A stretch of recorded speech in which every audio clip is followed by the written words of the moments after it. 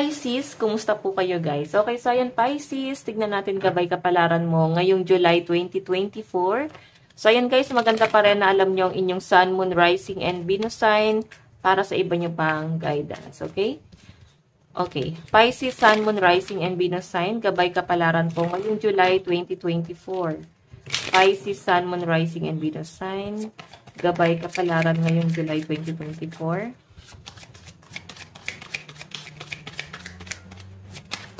Okay.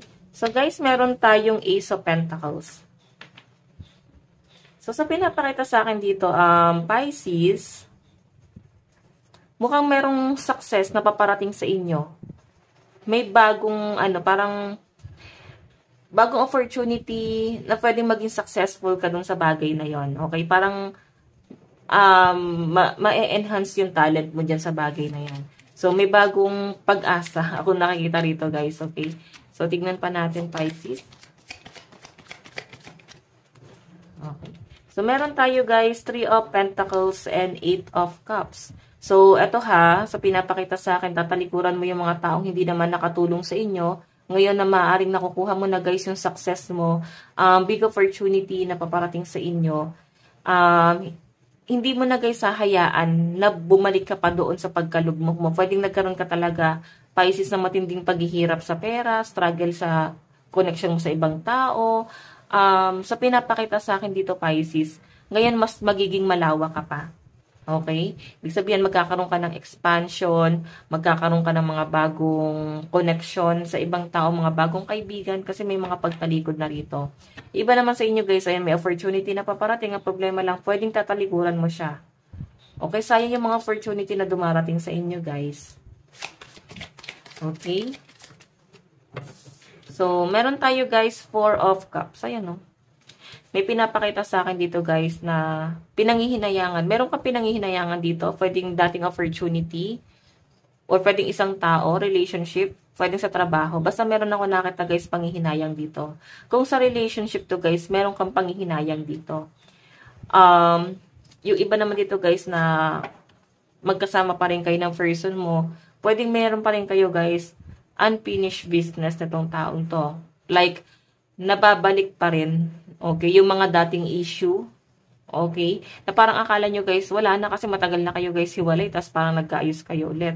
Akala nyo, guys, wala na yung mga nangyari. Okay, pero sa ngayon kasi, guys, sa nakikita ko, mukhang wino-work out ulit ito. And ayun nga, guys, no, dahil nga wino-work out itong relationship na to, nandun naman yung, mga regret. Okay, na parang, hindi ka pa pala, guys, totally healed. Okay, yung iba naman sa inyo, guys, maaring wala naman, guys, third party. Ang problema lang talaga, hindi kayo, guys, nagkaintindihan ni person. And ang nakikitang chance ni Pisces para mag-work ulit itong relationship na to is maging successful. Okay, pero I think hindi yun eh. Kasi tignan nyo, guys, 4 of Cups to, emosyon. So, siguro hindi talaga kayo, guys, nagkaintindihan. Okay, pwedeng ikaw emotional kasi person mo, guys, emotional din. So, parang ang hirap, guys, no, i-manage ng relationship kung parehas kayong emotional. Dapat parehas kayo strong. Okay? Or at least yung isa strong, no, kung negative ka. Tingnan po natin, ha, i-clarify natin pagdating sa love life mo. Pisces, pagdating sa love life mo.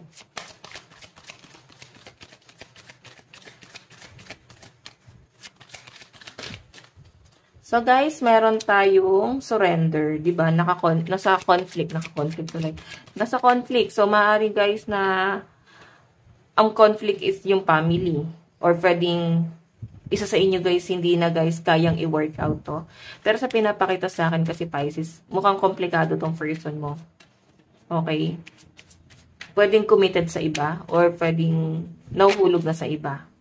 Hard work. Or pwedeng dahil sa trabaho, mas nagpo-focus si person mo. Okay. Meron tayong practicality. So, sa pinapakita rin sa akin dito, Pisces, mas nagpo-focus yung person mo sa trabaho niya ngayon. Kaya parang wala talaga siya, guys, time sa inyo ngayon. Or pwedeng hindi ka talaga niya, guys, pinapansin. May nakikita rin ako dito, Pisces, na parang ilang araw na nag-aantay ng communication dito. Ilang araw na ba kayong hindi nag-uusap? Mga ganon. Tingnan pa natin. So, guys, meron tayong take the leaf. So, sa pinapakita sa akin, guys, maaaring may magte-tempt ng communication, no? Pwedeng sa'yo manggagaling or sa person mo, pero mas malakas sa energy mo. Ikaw yung mag-open ng communication, ikaw yung parang hahabol pa rin or makikipag-ayos pa rin dito. Kasi guys, sa pinapakita sa akin, may new beginning pa rin. Okay? So, I think parang may pag-uusap dito na parang isi-settle itong relationship na to. Ang problema lang guys, may nakikipagmatigasan. May makikipagmatigasan po dito sa inyong dalawa. Okay, yun lang yung magiging problema guys. Pwedeng ikaw or mas malakas guys sa person mo yung nakikipagmatigasan. Kasi guys, ito ho, sabi ko nga sa inyo, nasa conflict si person. Okay, so siguro guys, meron na talaga siya guys, sinurrender. So, pwedeng tinapos niya na tong relasyon na to. Pwedeng ganun eh. Okay, tingnan natin ha. Love advice, meron tayong bond. Okay, siguro guys, ang kulang sa inyo ng person mo is yung bonding. Hindi naging strong itong relationship na to kasi parang di naman kayo guys gano'n nag-work eh. Tignan pa natin ha. Meron tayong recognition. The divine will help you. Recognize sign and miracle.